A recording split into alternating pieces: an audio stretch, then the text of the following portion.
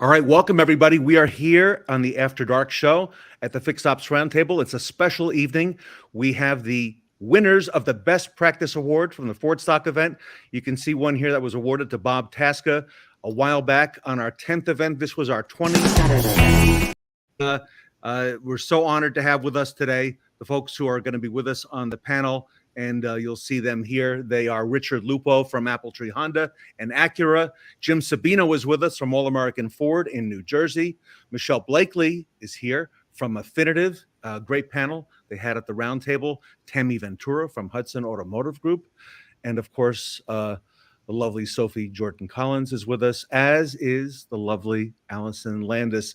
Alyson, you continue to raise the bar with these awards. So grateful that you've been with us now for all of these past 21 events.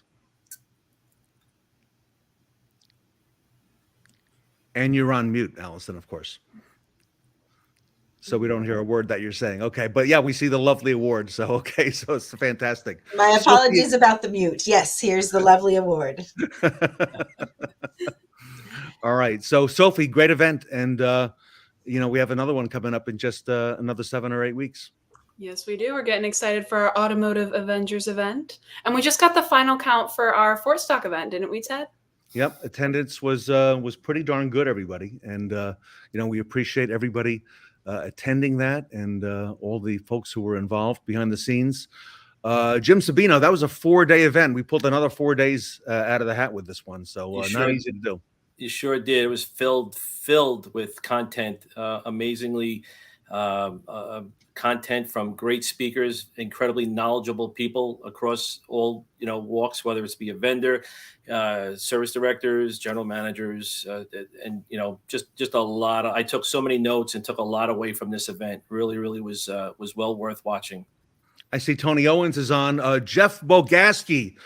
Michelle, we know Jeff. Jeff's a pretty important person. He's the Chief Revenue Officer at Affinitiv. Good evening to you, Jeff. And Michelle, you were on that panel, and you came up with a topic for that panel. Talk to us about that, if you don't mind. Yeah, ChatGPT, which was a fun era that we're in, right? So we dove a little bit into AI in general and the transmission from what we would say predictive AI into generative AI and the good, the bad, and the ugly. And as we know, there's a lot of good, bad, and ugly, and it evolves every day. I was just actually reading this morning that OpenAI, which is the producer of ChatGPT, just added voice, speech, and vision features to their platform today. So they're going to have items like Apple Siri and Alexa, and they'll be able to have better voice recognitions and change things. So, AI is really coming a long way, and it's just here to start. But it was a great panel, and we just talked about the future and how our dealers and the industry can take advantage of it and be prepared for what's coming. Yep. Damian joining us now, our keynote speaker. Damian, welcome. Good evening. Thank you for being here. Hi. Yeah. All right. Great. Person of so many words, right? And not typical. Michelle, if I can come back to you for our audience tonight, for those who don't know, tell us what is two things. What is ChatGPT, number one, if you don't mind? And then number two, why all the concerns about AI? There's a lot of folks, who have some reservations, and, give us the, maybe the good and bad on that. Yeah, for sure. Let's do a quick summary for us. So ChatGPT is an AI tool, and like I said, it's moved kind of from predictive into generative AI, and it's an open platform that you can go in, and it really started from a platform where you can go in and ask a question similar to Google, and it gives you tons of answers. It can rewrite things for you. It can add context. It can find photos. It can even give you, if you say, here's a video, it can give you a script for the video. So there's a lot of things it can do, but at its core, it's an AI tool. And it has, AI has come really popular over the last 2 to 5 years, and it will continue to become popular. And again, that's because it's really data is king, and it's using data to produce all of its goodness and its bad. So in summary, what we talked about was that there is good, right? There's things like ChatGPT where you can respond to customers' email, you can add context, you can create voiceover videos, write SEO. So it really is a productive tool and creates efficiencies. And then there's some bad where, data is only as good as the data that's in it. And AI tools is really just bringing in different data sets from many, many years that were developed by humans. And as we all know, humans have biases. And so there will be some socioeconomical pitfalls. There's some academic integrity. There's loss of human influence and empathy when it comes to these things. And then there's the whole other side, which is the ugly. And we talked a little bit about the new things that are coming from like Worm GPT and Fraud GPT, which are tools out there for spam and for trying to fraud consumers. And so it is a good space to be in, but it is kind of scary when you think about it because you don't know what's written, if it's real. There is a tool that just recently launched that will allow you to paste in what you've received and tell if it's been written by AI or not. So that's kind of cool. You can try to get ahead of it if you need to. But it's really going to be productive for the industry, every industry. Schools are using it more and more. I think the University of Michigan just launched its own tool this week for its university to be using. So they're going to be teaching students about it and how to use it. But it's really scary when you think about all the bad that can come from it because, there's good. When there's good, there's bad. So, Michelle, congratulations to you and all the winners who are on here tonight. For your panel at Affinitiv, I believe it was Jeff Bogaski's daughter, once again, who came up with the topic because I believe she sent him a text. And I think she's 15 or 16 years old. And when he saw the text, Michelle, he said she didn't write that. It was written by Chat GPT. And that's what kind of let this whole thing off. That is correct. Yes. And he asked her about it. And she was like, how do you know about ChatGPT? And so he thought it was important that we talk about it because it is becoming more and more out there today and prevalent. And his daughter wrote him a text trying to get something that he was probably going to say no to and thought maybe ChatGPT could provide some bigger influence for him. So applause to Jeff's daughter because A+ effort for sure. And Michelle, I know you headed all this up at Ford Motor Company before you came over to Affinitiv. For someone like Tammie Ventura, Tammie runs the BDC at Hudson Automotive Group. She has 50 BDC agents who work under her. Michelle, will Tammie start seeing, and unless she already has, start seeing part of this AI now creeping into the BDC one way or another? Oh yeah. I mean, a lot of companies are putting AI into their tools today, right? If you ever use Grammarly, right, that's an AI tool. All of those chatbots are technically AI tools. But we're really going to start to see training being developed by AI tools. Like I said, creating scripts, trying to really have some efficiencies, right? Imagine being able to write a sentence and say, describe this for a customer on their service and writing it in their terms versus the text terms. Because we all know that that's very different, right? I was a service manager too, right? I remember reading my tech and be like, the customer's going to have no idea what that means. So imagine being able to write that and convert it into the customer's language. That is 100% where the world is going. And the BDC, Tammie, your team is going to hopefully have a lot of efficiencies. And of course, not take away from the human touch because we have to have it, but just make them a little bit more efficient. Tammie, your panel at Repair Pal stole the show, I think at the end of that very first day, and it was on the topic of empathy. And Tammie, a lot of folks could not believe the great work that you're doing at your BDC. Tell us a little bit about that in Hudson Automotive Group and the lay of the land there. Oh, that's awesome. Thank you. It is, of course, my passion. I love it. And just always looking for what makes us more productive, better for us, better for the dealerships, better for the customers. With the panel, of course, we were talking about empathy and best practices and culture, right? So also what really streamlines that? I do use AI, love it. Anything that I can, we have so many texts coming back and forth, and I couldn't have enough agents to really help these customers effectively and quickly without a tool like that really helps us monitor things and get the answers back to people as quickly as possible and make sure it's an effective message, right? So with, of course, with that many agents and that many stores and that many customers and outreach, my whole process is to be a business development center. We are not a call center. We're a business development center. We create business for our service drives, and we believe that very strongly. So every day we handle about 7,000 calls a day. Wow. And yeah. 7,000 a day? 7,000 a day. Yes. Oh.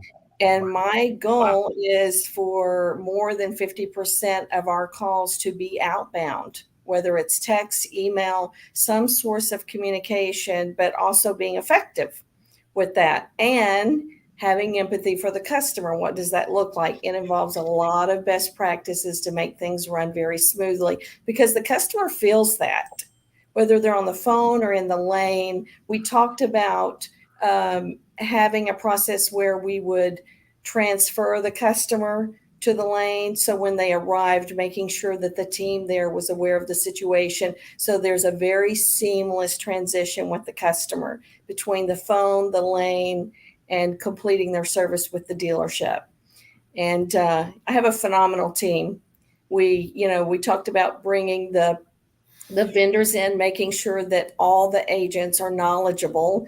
I have meetings with my team and the dealership. I had 4 meetings today with 4 different dealerships where the general manager and everybody's involved because it's all about communication and keeping everything connected. It's a smooth process if you make it that way. And Tammie, you told us in the green room approximately how many dealerships in Hudson Automotive Group? 52. Wow. Yeah. Wow. I have 27. I don't have all 52 yet. So I started 2.5 years ago with none of them and 4 agents and just kind of built it up. Well, congratulations to you. Wow. So Damian, you kicked off our entire event last week and you had the proverbial question that you've asked me many times. What is your why? Tell us a little bit about that, if you don't mind. Well, you have to have a purpose. You have to have a destination. The time for the map is before you go into the woods. You really don't want to go into the woods, especially in Louisiana. You're in the marsh. You better know where you're going, or you're gonna be out there for a while trying to get back, right? So having your why and your where and your purpose and what do you want and what don't you want creates your intentionality, and then that's the beginning, right? And then figuring out how to be your best self and accomplish where you're going, right? Like to Tammie's point, she didn't start off, this journey wandering through the woods hoping to accomplish things. Every day she had a focus. This is where I'm going. This is what I need to accomplish. This is what the outcome is. This is how we're going to get there. Here's who the people are who are going to help us get there. And that's the truth with everything. And a lot of times in the car business, we don't look at the daily why, the customers why, and the employees why, and all of it's just a simple question, right? There's the, and then there's the how, what, where, when, and who, which are also just as much that allow you to build the culture. Here's how we are. Here's how we think. How do we sound as an organization? What does our voice sound like? If you go and you look at the BDC or if you look at Chat GPT, you have to sound a certain way. This organization has this voice, this way of communicating. And how are we doing that? And nobody even talks about it.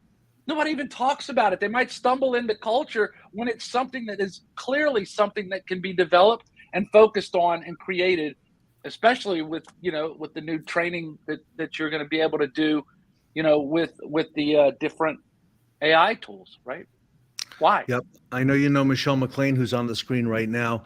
Damian, next week on Thursday, we're going to be up in Dearborn, and we're going to visit with a friend of yours that you mentor.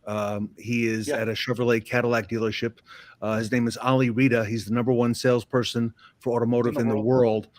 You mentioned to me that to be sure that when I walk through the showroom, you told me this yesterday, I mentioned I'm going to have my antenna up because we talk a lot about culture, but you said I'm going to very possibly experience something special when I walk and as I near Ali. Tell us about that. Yes. So in anything you do in life, it is driven by energy, quantum physics, quantum energy, quantum consciousness. It's your 99% energy and 1% particle. So if you're focused on your energy and you're aware of your energy, you'll be able to resonate and feel other people's energy. You'll be able to pick up on it. If I walked into, again, I've never met Tammie, but I bet you if I walked into her BDC department, this area of the BDC has a certain energy, and you go over here and it might have a totally different energy. Yes, Tammie? Is that pretty sure? And then this one might have a totally different energy. And there's a catalyst to that energy. If you walk into Les Stanford Chevrolet, you will walk in and you'll feel an energy, and then you'll get to a certain part of the store, and then all of a sudden you'll feel this, what we created was this Zen flow. There's no urgency. There's no rushing. It's just calm. And he's going to sell 12 cars today in that calm. And the customers won't notice anything that is causing them to be disruptive. He'll stop time with each person and make sure that there's not another inkling of things going on in his heart while he loves that other human being. And so those energies are felt in everything we do in life. And so when you're walking through the store, just be aware of energies. I can walk into the store, I can tell you what's going on in the store. Just Damian, from energy. Ali was a 20 car a month or 25 or 30 car a month salesperson when he met you, and you convinced him that there was a higher calling. I think you convinced him on 40, then 50, then 60, then 70, then 100 cars a month, then 125, then 150, and then 200. Tell us how he did that, because it didn't happen overnight. Yeah, first of all, I didn't do anything. I just ask good questions, right? He does the work, and if he sucked, I don't get credit for that either, right? He is him, and the hallucination in our industry is that the level that high achievers perform at on the front end is this 30 car month, right? And that's garbage. It's not high achievement. That's waiting on transactional. That's all you can get. In my business model, it's all about relationships, right? The business of the business is people. It's not cars. It's not inventory. It's that. So when you get to 43 cars, now you can see 55 cars. When you're at 55 cars, now you can see 70 cars. Whatever he sees, the first piece of the manifestation formula, whatever he sees is accomplishable. That's the next thing. He just has to be himself at his best to accomplish what he sees. And then what he does has to be in congruence. So for anybody to increase their next level, it's about first you got to see it, then you got to be it, and then you got to do it in a way that's authentic and congruent with the seeing and the being. And then with no effort at all, you'll have it. You don't have to focus on the having it. You focused on the seeing, being, and then doing. And then everything else magically happens. But the goal is wherever you are is perfect. And you want more. You want better. And so you say, this I can see. This I can be. Therefore I can do. And that's all, everything you do in life, whether you want to improve your health, your wealth, your mindset, your parenting, whatever it is you want. It's that simple. So, Damian, we have a gentleman on the panel tonight, Jim Sabino, from All American Ford in New Jersey. He started off with one mobile service van. Then he went to 2, then 3, then 4. Now he's got 6. And he's looking at what Ed Roberts is doing. Ed just added 36 more mobile service vans. So, Damian, what you're telling me that if Jim manifests it and believes in it, there's possibly a much higher calling for what he could do there in mobile service. Yeah, and I listened to that thing. I'm so intrigued by it because from a relationship perspective, that is a gold mine to capture employees, families, and everything, right? That mobile opportunity. Again, wherever you are right now, Jim, is exactly where you're supposed to be. And you go, I want more. And now, and what else, what do you need to be there, right? And then you have to break everything because the business you're running at 6 vehicles, you're going to have to evolve that. You're going to have to say, the things I was doing at 1 vehicle, right? I can help you 1 through 6. So you were doing some things at 1 vehicle, and then all of a sudden you went to 5 vehicles and you go, I've got no time for this anymore. Well, of course you have no time for this anymore. That was something you had to do at 1 vehicle, but now you need to delegate that and focus on the next level. Focus on your evolution. This isn't worth it anymore. This is not productive for me. It was productive at 1 and 2 vehicles. It's not productive at 8 or 10 vehicles. And now at 8 or 10 vehicles, I go, okay, I got to delegate this. I got to focus on what I'm magnificent at and build more. And what do I have to do in that one? And as you grow, you have to get rid of things that no longer serve you and delegate them to people who can get those done as you focus on the ramping up and the expansion of your opportunity. Yeah. So that's basically the goal is to, if it's not broken, break it, because that's the key, right? Great advice. All right, Jim, you heard it from the teacher. Tell us what's going on there in Paramus, New Jersey, in North Jersey. I heard it. So yes. So first of all, I want to thank you very much for allowing me to be a part of this great Fixed Roundtable community, welcoming me in to all these great people that I got to meet and speak with and be a part of. Tremendous experience, and looking forward to the future. So mobile service was one of the panels I was on. I was with 2 really, really smart and talented individuals, Ed Roberts and Mark Mickens. I had a pleasure doing the panel with them. We put a lot of great content out there. We spoke about what mobile service is today, where it's going tomorrow. And we had great discussions. Mobile service is, in my eyes and their eyes, is to scale. We are definitely scaling our operation. We want our presence to be known, to be bigger. 2024, we are definitely adding more units. We spoke about that. Mobile service is not something that is replacing anything. It's an addition. It's an additional service. And the key word there is convenience. That's what the customers are liking. It's a convenient service that was never offered before. There's going to be what I'm going to call is a hybrid model. Okay. There's going to be a mobile service offered, but there's still going to be service provided at the dealership level in-house. That'll never go away. This is an addition. It's a complement as a convenient service to our guests. So we're going to take that, scale that as much as we can. It allows us to capture a greater loyalty from our customers to the dealership and also to the brand.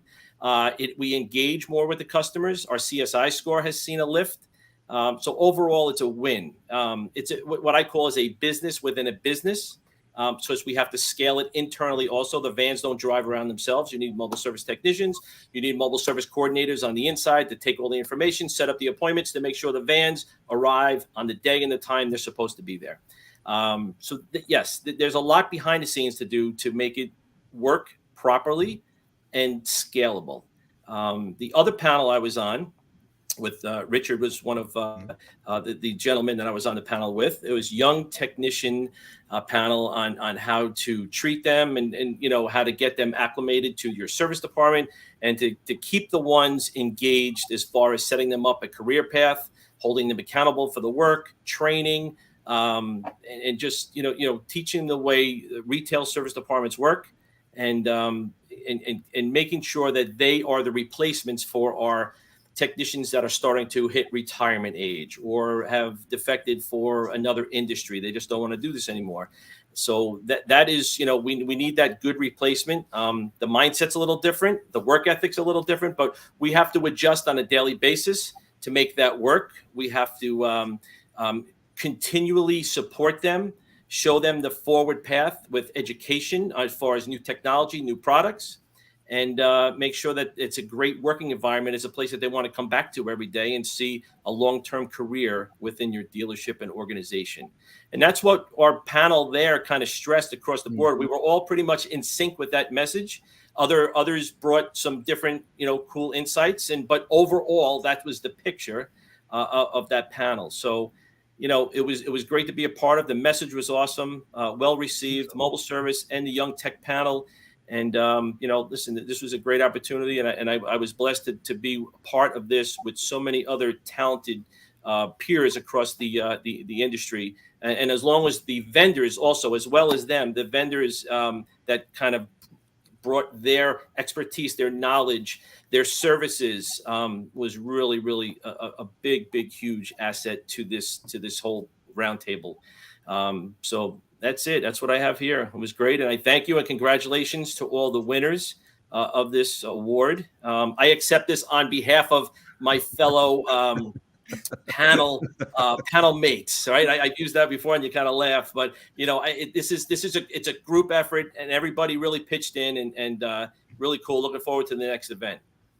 So, Richard, you were on that panel first time on the roundtable. Congratulations to you as well as everybody else. And Richard, that young tech panel I thought was really dynamic, and you had some great people on there. And you and I also had a great segment to open up the last day as well. Yeah. Thank you, Ted. I want to say thank you to everyone. Going last year, the people that are watching, it becomes so evident by listening to Tammie and Michelle and Damian and Jim and everyone here, just what great resources and how important what you're doing, Ted, is. It just puts all of these people with insights that one person trying to run a service department can't ever begin to get to. And, there are people out there with these wonderful depths of knowledge across the board. What Michelle is doing is fantastic.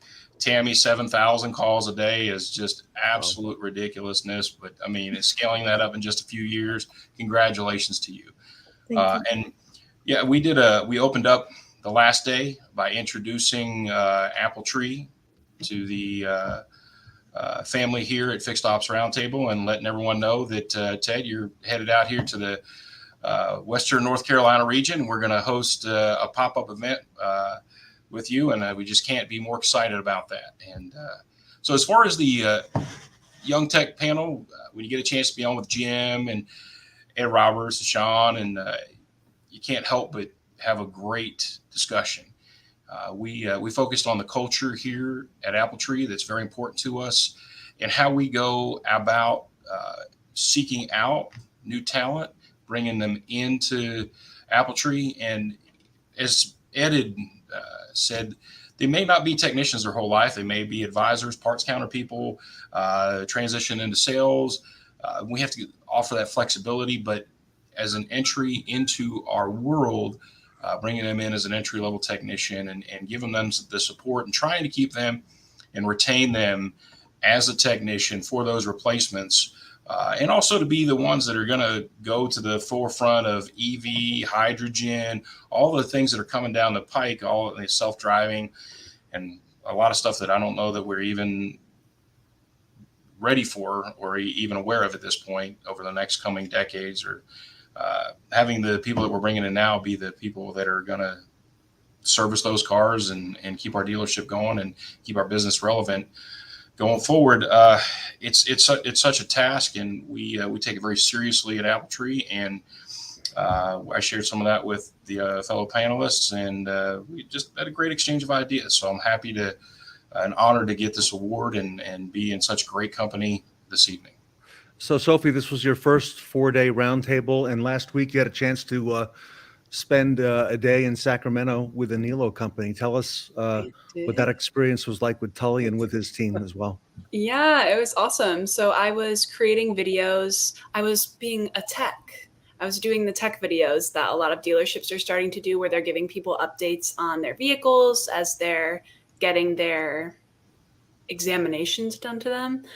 So basically I just played a tech, and Tully kind of helped me out with the wording, and I learned a lot about various aspects of the video. And we just kind of overall learned a lot about how important, kind of like what Damian was touching on, how important seeing a face and like being a friendly face is, even in these videos, really being there and being present for people is ultimately what they care about. So yeah, it was a lot of fun, learned a lot. Tully's a character. We had some fun making some social videos. So it was a good time. And he's a little shy, right? But you brought out the best in him. He is. Yeah. He totally didn't want to be on camera. He totally didn't want to wear a Spider-Man costume. I had to force it out of him. All right. Well, good. And I understand at some point soon, maybe you and Alyson will meet up. Alyson is also in Los Angeles. So Alyson, Inkcentric is producing these beautiful awards. Tell us what's next for everybody here on the panel. Well, next step in the awards is we will work on proofs and actually send them back and forth to make sure that what you see is what you like, and we can make changes at that point. Otherwise, we're off to the presses. We get them produced and shipped and in your hands ASAP. And then, of course, as Ted would always love, is a video back. You know, if you could put your pretty faces next to the awards, it would be awesome. We'd love to see it. All right, Alyson, you do so much for the industry. Real quick, a chance for a plug for Inkcentric. What do you do there in Los Angeles? Because you do business nationwide with some of the biggest dealer groups. Thank you, Ted. I appreciate it. So all printing and promotional products. Direct mail is always great for the automotive world. Cool pieces like this. You know, this is an easy variable way to go, but your first service is due. Information on the front. These are guaranteed to be opened. Really coming in at any stage of the game, any marketing needs that you may have. We've got the experience. I'd like the one with the gas coupon, that Galpin that you send out on behalf of Galpin as well, the $25, which I guess won't go very far in New Jersey or in California, but it is a big statement though. So we hit over $7 a gallon today. By the way, it just keeps going. Wow. Sophie, I'm sure you're feeling the pain just like I am. Wow. It's nuts. Well, congratulations to everybody on here tonight. I won't keep you. Richard Lupo from Apple Tree, Jim Sabino from All American Ford, Michelle Blakeley with Affinitiv. Thank you so much, Michelle, for all you do. Tammie, Ventura, Hudson Automotive Group. Damian, thank you so much for your leadership, your mentorship, and your teaching. And we'll be sure to spend a lot of time with Ali Rita next week. And learn a whole lot from him. And Alyson, thank you as well. And Sophie, thank you. So, all right, everybody, best practice winners. So we're going to put the Ford stock event away tonight, and we'll be back to see you on Wednesday night. And we are in full Avengers mode for the November event. So we'll see everybody on Wednesday at 8 p.m. Eastern.